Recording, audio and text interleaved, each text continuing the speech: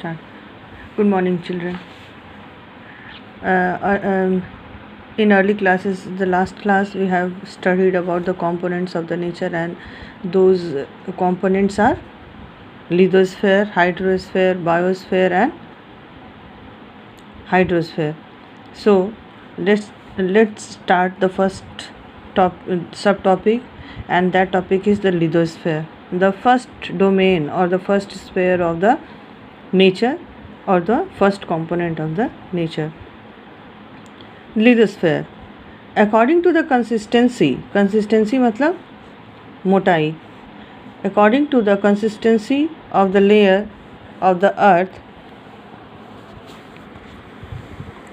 layers of the earth, it may grouped into mountains, plains, plateaus and desert. Means consistency means मोटाई. अब मोटाई का मतलब क्या हो गया कि कहीं पे माउंटेन होगा, यदि ज़्यादा मोटाई है तो माउंटेन हो गया, कम मोटाई है तो प्लेन्स हो गया, और उसके बाद यदि वो ओशन का लिया जाए तो ओशनिक क्रस्ट हो गया, ठीक है, वो ज़्यादा पतला होगा. और उसके बाद डेजर्ट वगैरह जो ऊपर से दिखता है, and that all are called the depend upon the consistency. So,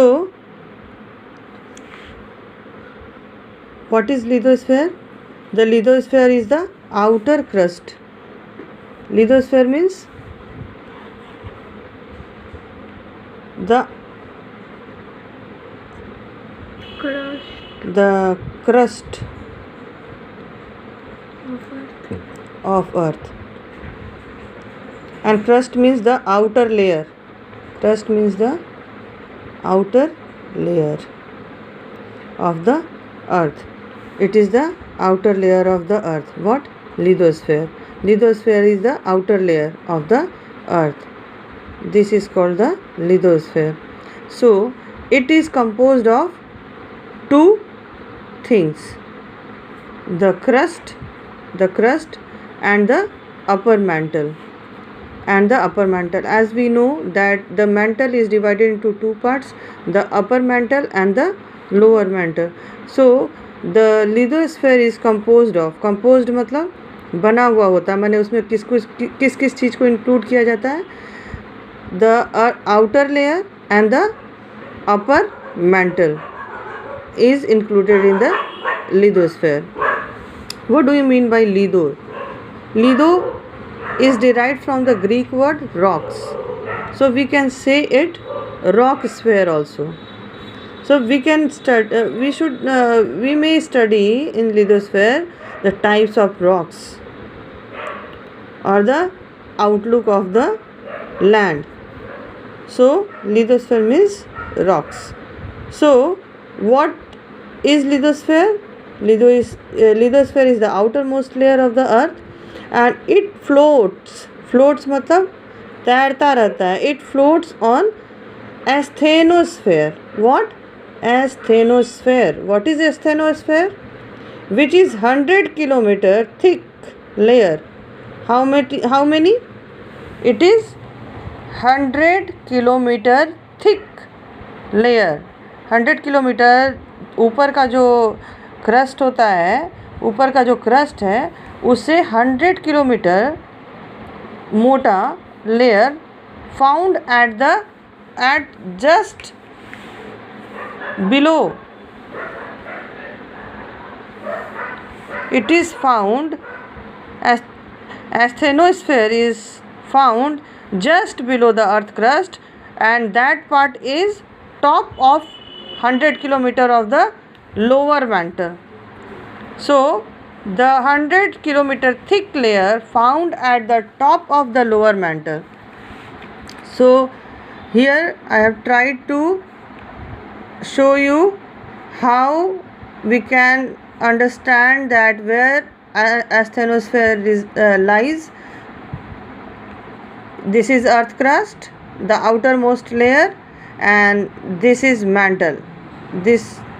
Both the part are the mantle, and this is the upper mantle, this is the lower mantle, and this is the upper mantle. This is the upper mantle and this is the lower mantle. So just above the 100 kilometers top of the lower mantle is asthenosphere. Means यदि ये core है, ये lower mental है और ये upper mantle है, तो upper mantle जो है वही एस्थेनोस्फेयर होगा. अंडरस्टूड? एस्थेनोस्फेयर क्या? Asthenosphere. Now what do you mean by asthenosphere? And asthenosphere is a thick molten layer, thick hot molten layer of the earth. Why asthenosphere is soft? You just try to understand. It floats, तैरता रहता है. तैरेगा क्या पे तैरेगा? कोई भी चीज़ जो liquid form में होगा उसी के ऊपर ना कोई चीज़ तैरेगा. I have already explained you that the plates of the lithosphere or the tectonic plates floats on the mantle as biscuits on the jelly, thick jelly like substances or the layer. जैसे कोई jail पर या jelly type का कोई चीज़ होगा उस पे क्या है, कोई बिस्किट को रख दे और उस बर्तन को हिलाएगा तो जस्ट उसके हिलने से जो बिस्किट्स में जो मूवमेंट होता है that is called the tectonic movements. Just आपको बिस्किट और जेली का एक वो लेना है, आपको एग्जाम्पल लेना है. तो अब ये बताओ कि why asthenosphere is soft? Because of the high pressure of heat. जैसा कि हम जानते हैं कि earth inside is very hot. It is almost hot as sun, है ना. जैसे लाइक सन का जैसे the heat of the earth inside is 6000 degree Celsius. और इसी के कारण क्या होता है, जितने मेटल्स हैं, रॉक्स है, ये लिक्विड फॉर्म में गल जाते हैं. And because these are the rocks and metals, that's why they are thick, hot and molten. ये पानी की तरह बहुत पतले तो नहीं होंगे क्योंकि मेटल्स हैं, इसलिए जेली टाइप के होते हैं. और इसमें जो ये टुकड़े टुकड़े करके लिथोस्फेयर का जो प्लेट्स है वो उस पर फ्लोट करता रहता है. ठीक है. तो what is asthenosphere? The upper part of the mantle just below the earth crust and हाँ, the upper mantle just below the earth crust and just top to the lower mantle, and it is in liquid form and it is called asthenosphere. And why it is in liquid form? Because of the pressure, high pressure of the heat inside. ज़मीन के भीतर की बहुत ज़्यादा गर्मी के कारण ये क्या है, वो जेली फॉर्म में गर्म है और वो मोल्टन है. And that's why the crust, the earth crust plates are floating on the top of the upper mantle. Constituent of lithosphere. Now the constitution of the lithosphere. Constitution means बनावट, किस तरह से ये इसका स्ट्रक्चर तैयार होता है. And what are the constituent of the lithosphere. And constituent means the elements of the lithosphere. Elements means वो क्या से बना हुआ है, क्या से बना हुआ है. जैसे कोई प्लास्टिक की मूर्ति का एलिमेंट प्लास्टिक होगा, मिट्टी की मूर्ति का एलिमेंट मिट्टी होगा, प्लास्टर ऑफ पेरिस का एलिमेंट प्लास्टर ऑफ पेरिस होगा. वैसे ही लिथोस्फेयर यानी जो हमारा जो आउटर क्रस्ट हम देखते हैं वो क्या का बना होता है. द कंस्टिट्यूएंट और the elements of the lithosphere are oxygen, इसमें ऑक्सीजन होता है, दैट्स वाई ये जमा हुआ नहीं होता है, इसमें पोर्स होते हैं। ये एक दूसरे से बिल्कुल माने ये टूटे हुए फॉर्म में रहते हैं। क्यों? कि उसके बीच में ऑक्सीजन एयर होता है। Silicon, the second element is silicon, बालू होता है, ऑक्सीजन होता है। एल्यूमिनियम होता है, एक मेजर एलिमेंट है एल्यूमिनियम, जो बॉक्साइड के रूप में ज़मीन के भीतर माइनिंग से के थ्रू मिलता है हमें। और चौथा है ion, that is called Fe means ion, Al means aluminium, Si means silicon and O means oxygen. O2 and other minerals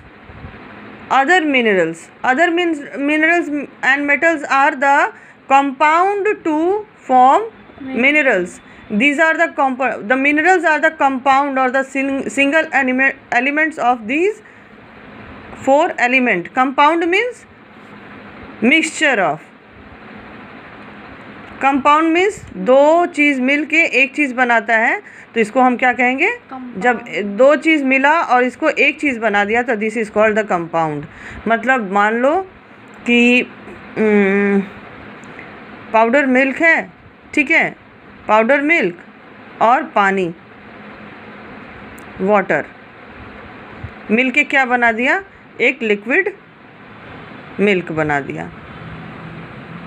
तो एक सूखा दूध हो गया, एक पानी हो गया, अलग अलग चीज़। और अब ये ना पानी रह गया ना सूखा दूध रह गया, पाउडर मिल्क रह गया, लेकिन ये क्या बन गया? लिक्विड दूध बन गया, लिक्विड मिल्क बन गया। तो that is the third product of these two the independent element. The third compound element is the liquid milk. First element, the second element, and the third compound. These are the single elements, and this is the compound element of milk and water. Okay. Now, what do you mean by mineral? Minerals are the naturally occurred. ये प्राकृतिक रूप से मिलते हैं, इसे बनाया नहीं जा सकता है, कोई बना नहीं सकता है इसको। ये प्रकृति में ही मिलेंगे, अपने रूप से मिलेंगे, अपने आप मिलेंगे। तो minerals are the naturally occurred substance consisting of single element or a compound element, like for example silicon and oxygen makes quartz, and iron and aluminium together makes a compound element that is called the iron oxide. ठीक है। some minerals are very valuable, जैसे कि silver, gold, copper and platinum etcetera. ये सभी चीज़ें आपको कैसे मिलती हैं? ये सभी को मिनरल ही बोला जाता है, जिसको हम लोग ज़मीन के भीतर से निकालते हैं। Now we will come to the next topic, and that topic is the plates of the lithosphere. Lithosphere is broken into different plates. ये एक, जैसे आप ये जो देखते हैं, जैसे earlier we have studied that the outer crust is called, outermost layer is called crust, but it is not like this. This is not a single layer, it is broken into several pieces. Okay, and these pieces are called tectonic plates. maybe oceanic plates. The first type of plates is oceanic plate, and the second type of plates are called continental plates. Okay, and these lithosphere are divided into several minor plates and seven major plates, and these major plates are called tectonic plates. Okay, कुछ lithosphere के plates oceanic plate कहलाते हैं और कुछ continental plates कहलाते हैं। Oceanic plate several है और कॉन्टिनेंटल प्लेट्स 7 हैं। 7 प्लेट्स हैं, ठीक है। 7 plates means 7 continents of our earth, जो ऊपर से हमें दिखते हैं। These tectonic plates moves independently over the asthenosphere. ये जो प्लेट्स आप जो ओसनिक प्लेट्स है, जो टेक्टोनिक प्लेट्स है, चाहे वो ऊपर से जो दिखने वाले प्लेट्स हों, चाहे ज़मीन के लेयर अलग लेयर में जो भीतर में जो लिथोस्फीयर के हैं वो ओशनिक प्लेट्स अपने आप में क्या करते हैं, इंडिपेंडेंटली स्वतंत्र रूप से एक दूसरे मूव करते रहते हैं, हिलते रहते हैं। समझ में आया? ये प्लेट्स ऐसे एकदम स्टैटिकली बैठे हुए नहीं हैं, ये क्या करते हैं, शेक करते रहते हैं, मूव करते रहते हैं। ठीक है, तो ये मूव क्यों करते हैं, ये एक बड़ा क्वेश्चन है ना, कि क्यों ये मूव कर, क्यों हिलते रहते हैं। ये प्लेट्स जो हैं, अर्थ का ये प्लेट बिल्कुल फिक्स क्यों नहीं है, ये हिलता क्यों रहता है, हिलता क्यों रहता है। ये हिलने का कारण क्या है, why they move due to the energy produced by the internal heat of the earth. अब देखो, प्रेशर कुकर में जब हीट जब बनता है तो वो क्या करता है, जो उसका जो प्रेशर होता है उससे उसका जो विसल होता है वो ऊपर उठ जाता है और बजने लगता है ना। और कैसे तुम लोग देखते होगे जब चावल पकते हुए कभी देखना तुम लोग, उसमें क्या होता है, जब पानी एकदम स्थिर रहता है, जब ज़्यादा गर्म नहीं हुआ तो एकदम स्थिर रहेगा, और जैसे पानी गर्म होने लगता है वो उबल के ऐसे ऐसे होने लगेगा, हिलने लगता है, जैसे बबल्स होने लगेगा, फिर हिलने लगेगा, है ना, पानी ऊपर आने लगता है। और उसके बाद जब चावल डालोगे तो वो थोड़ा देर के लिए शांत हो जाएगा, उसके बाद चावल को लेकर हिलने लगता है और चावल भी उसके साथ हिलने लगता है। वो क्यों होता है, ड्यू टू हीट। हीट में किसी भी चीज़ को हिलाने का, मूव करने का पावर होता है। तो अब सोच लो कि जैसे ये कोर हो गया, ये मैंटल हो गया, ये दोनों तो बहुत गर्म है, दोनों ही चीज़ें गर्म है। इसके ऊपर पतला सा लेयर है क्रस्ट, इसको हम कहेंगे इसका ढक्कन। इसको just imagine that the lithosphere is the ढक्कन of the lid of the earth. और इसको माने कढ़ाई में तुम खूब पानी डाल के उसको चूल्हा पे रख दो, और कढ़ाई में पानी जो है वो गर्म हो गया, सब्जी गर्म हो गई, तो तुम देखोगे कि ये ढक्कन हिलने लगेगा, ढक्कन के कहीं भी खाली जगह से वो चीज़ बहने लगेगा, है ना। कभी तुम लोग इमेजिन किए हो, देखे हो, उसी चीज़ को यहाँ पे समझो। तो इसमें क्या होता है कि हमारा जो अर्थ क्रस्ट है वो पतला है और टूटा हुआ भी है, अलग अलग जगह पर ये ब्रोकन भी है। अब इसका हीट क्या करेगा, इसको क्या उसको शेक नहीं करेगा, उसको तो मूव करने का पावर है इसके, ये 6000 डिग्री सेल्सियस गर्म है। तो इसीलिए ये जो प्लेट्स है वो एक दूसरे में मूव करते रहते हैं, just like this you just see in this picture. This layer is the asthenosphere and this is the earth crust divided into several plates, and these plates moves in this direction or that direction or this direction or that. जैसे ये plate ऊपर नीचे, जैसे दो plate है, जैसे मान लो ये प्लेट है तो ऐसे से मूव कर सकता है, या तो फिर ये ऐसे मूव कर सकता है, ठीक है, या तो ये इधर जाएगा और ये इधर जाएगा, दोनों अलग अलग डायरेक्शन में ऐसे जाएंगे, चाहे एक दूसरे के करीब आएंगे या एक दूसरे से दूर जाएंगे, या तो ये इस तरह से ऊपर नीचे करके मूव करेगा।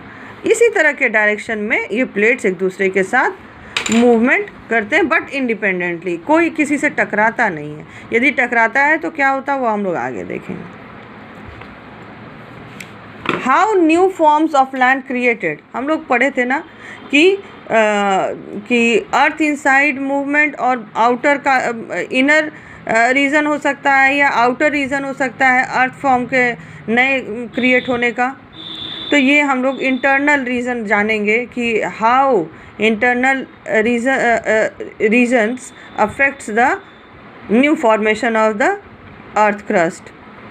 सो new forms created on lithosphere when the two plates moves apart दोनों एक दूसरे से दूर जाते हैं तो क्या क्रिएट होता है? Rift valley. रिफ्ट वैली, ये जो बीच का हिस्सा है, दो प्लेट्स परमानेंटली एक दूसरे से अलग हो गए तो ये जो बीच का खाली जगह है ये रिफ्ट वैली बनाता है। ठीक है, जो पहाड़ की हाँ। अब दूसरा तरह का मूवमेंट हो गया कोलाइड करना। जब दो प्लेट्स कोलाइड करते हैं तो जब ओशनिक प्लेट और कॉन्टिनेंटल प्लेट यानी माइनर और मेजर प्लेट जब कोलाइड करते हैं तो क्या होता है? उसमें मास, हीट और साउंड प्रोड्यूस होता है जिसके कारण वोल्केनिक इरप्शंस होता है। क्या होता है?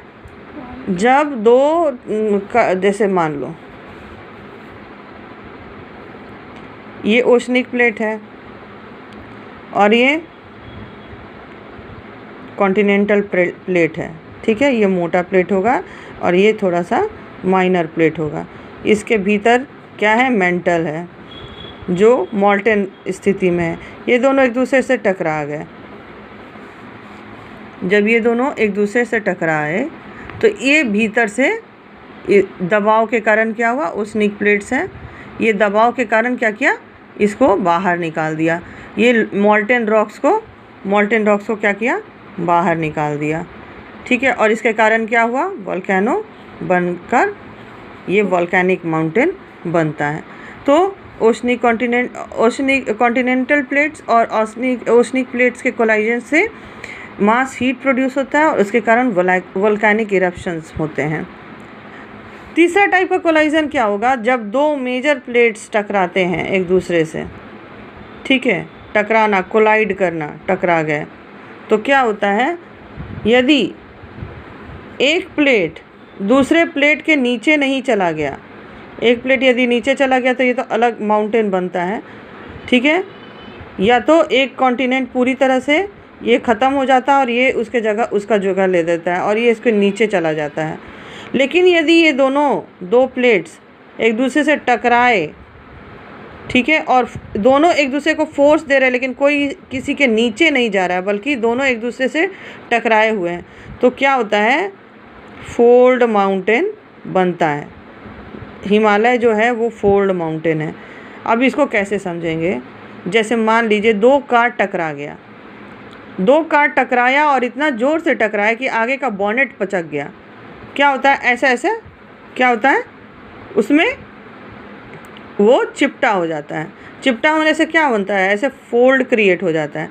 यही फोल्ड जो है जब ज़मीन का प्लेट्स में बनता है तो इसको हम क्या कहते हैं? फोल्ड माउंटेन्स कहते हैं। फोल्ड्स क्रिएट होते हैं और हमारा जो हिमालय जो है, this is the example of young fold mountain.